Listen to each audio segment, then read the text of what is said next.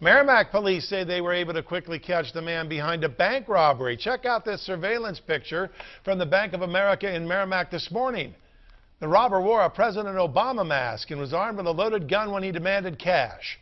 Jennifer Gannon spoke with police about how they made the arrest. That suspect took off into the woods behind this Bank of America with a bag full of cash, but it wasn't long before police caught up with him.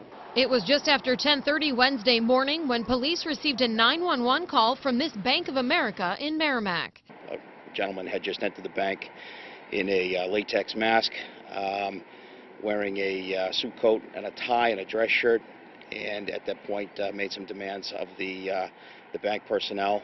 Police say behind the mask was this man, 52-year-old John Griffin Jr. of Newport. He made his way out of the bank with a bag full of cash and took off on foot. Police were on scene within minutes.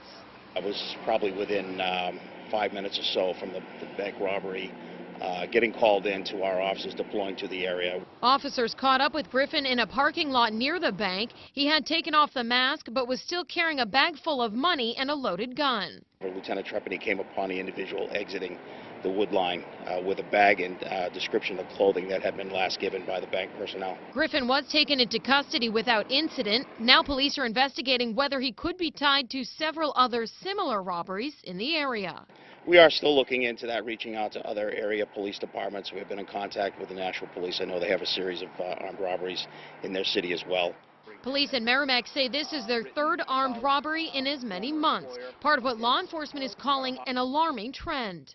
Weapons are being used more frequently. They're becoming more and more dangerous, and they seem to be happening more and more often. Griffin is charged with robbery. He's being held on $75,000 cash bail. In Merrimack, Jennifer Gannon, WMUR News 9.